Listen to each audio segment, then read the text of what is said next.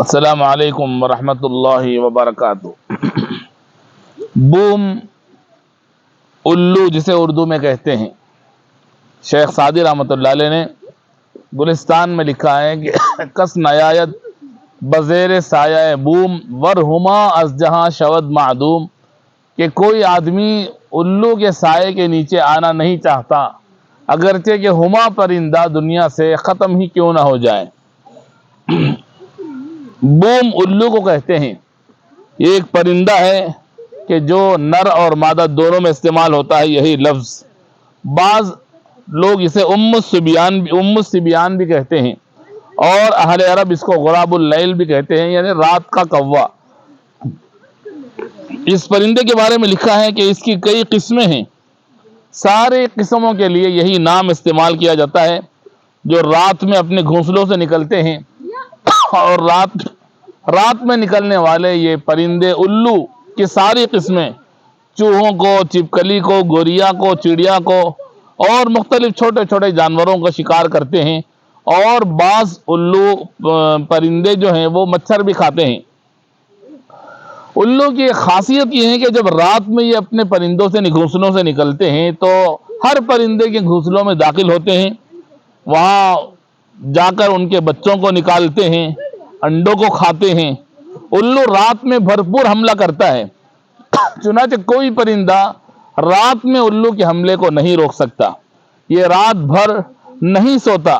الو کو جب دوسرے پرندے دن میں دیکھ لیتے ہیں تو اس کو مار ڈالتے ہیں، اس لیے کہ ان کو دشمنی ہوتی ہے کہ یہ رات بھر نہیں سوتا اور رات میں دوسرے پرندوں کو پریشان کرتا ہے، ان کے بچوں کو پریشان کرتا ہے، انڈوں کو کھا جاتا ہے۔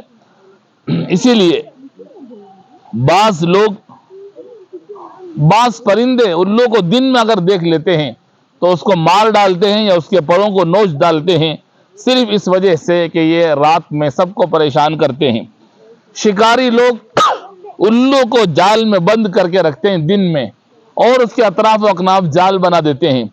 الو کو دیکھتے ہی دوسرے سارے پرندے الو کو مارنے کی غرض سے جب قریب آتے ہیں الو کے قریب تو جال میں پھنس جاتے ہیں۔ تو یہ الو دوسرے پرندوں کو شکار کرنے کے بھی لوگ اسے استعمال میں لاتے ہیں۔ بعض لوگوں نے کتابوں میں لکھا کہ الو کی آنکھیں بڑی خوبصورت معلوم ہوتی ہیں، اس لیے یہ لوگوں کی نگاہ سے ہمیشہ بچتا رہتا ہے اور دن میں اسے کچھ نظر نہیں آتا، رات ہی میں وہ نکلتا ہے۔ بعض کتابوں میں لکھا ہے کہ الو کئی قسم کے ہوتے ہیں، ہر الو تنہائی پسند ہوتا ہے، یہ فطرتاً کووں کا دشمن ہوتا ہے، اور کووں کو دیکھتا ہے یا اس کے بچوں کو دیکھتا ہے تو وہ مار دیتا ہے۔ الو کے بارے میں خاص طور سے علماء نے لکھا کہ الو کو خواب میں دیکھنا یہ دشمن کو دیکھنے کے برابر ہے۔ الو کے بارے میں لکھا ہے کہ اگر اس کو ذبح کر دیا جائے تو اس کی ایک آنکھ کھلی رہتی ہے، ایک آنکھ بند ہو جاتی ہے۔ اس کی اور بھی بہت ساری تفصیلات ہیں، اس لیے کہ الو کو خواب میں دیکھنے سے گریز کرنا چاہیے کہ یہ دھوکے باز کی شکل میں نظر آتا ہے کہ الو کو کسی نے دیکھا اور الو اس کی طرف آ رہا ہے خواب میں، تو اس کا مطلب یہ ہے کہ کوئی آپ کو دھوکہ دینے والا ہے۔ مختلف اس طرح کی جانوروں پرندوں کے تفصیلات کو دیکھنے کے لیے ہمارے چینل کو آپ سبسکرائب کریں گے تو یہ ویڈیو آپ کو ملے گی، اور خدا نے ہر جانور اور پرندے میں جو خوبیاں رکھی ہیں، جو کمالات رکھے ہیں، وہ ہمارے سامنے آ سکتا ہے۔ السلام علیکم ورحمۃ اللہ وبرکاتہ۔